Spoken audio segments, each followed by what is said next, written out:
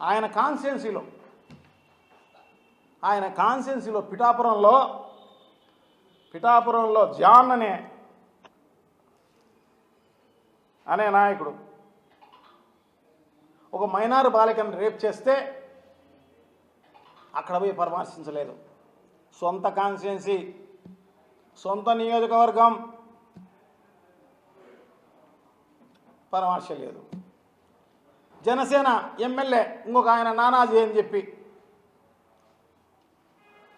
అని చెప్పేసేసి కాకినాడలో Rangaraya medical college senior faculty doctor, దళితుడు పాపం, ఆయన పైన బండబూతులు తిట్టి దాడి చేస్తే అతన్ని కట్టడి చేసే పరిస్థితి లేదు. సొంత ఎమ్మెల్యేని ఎందుకు చేసావయ్యా ఇట్లా? అతను దళితుడే, ఒక డాక్టరే అని చెప్పేసేసి కట్టడి చేయవచ్చు కదా. చంద్రబాబుని ఎట్లా కట్టడి చేయలేవు నువ్వు? ఎందుకంటే మనం ప్యాకేజీ మాస్టర్లం కాబట్టి మనం ఎట్లా కట్టడి చేయలేం.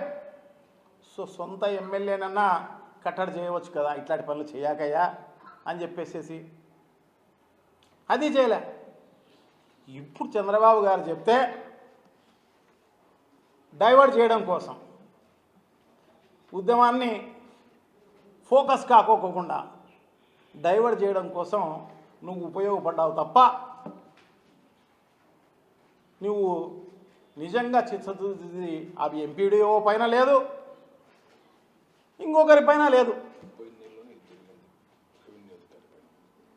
పోయిన నెలలో ఈ పక్కనే మాసునూరులో విఆర్ఓగా పనిచేస్తున్నాడు చంద్రమౌళీశ్వర్ రెడ్డి అని. ఆయన బీరు బాటిల్తో టీడీపీ నాయకుడు అక్కడున్న శ్రీనివాసరెడ్డి అని చెప్పేసి ఆయన దాడి చేశాడు రెవెన్యూ ఆఫీసులో. ఒకవేళ ఉద్యోగస్తులనే పరామర్శిస్తామనేటట్టుగా ఉంటే మరి ఈయనను ఎందుకు పరామర్శించలేదు? ఆ రోజు వచ్చి కేసు కూడా బుక్ అయింది, అరెస్ట్ చేయలేదు, ఊరికి కేసు బుక్ చేసి వదిలేసినారు అన్నమాట. పంచాయతీకి వచ్చినారు. ఇప్పుడు రాజీ అయిపో అని చెప్పేసి పోలీసులు అందరూ తిరిగే కార్యక్రమం చేస్తున్నారు అన్నమాట.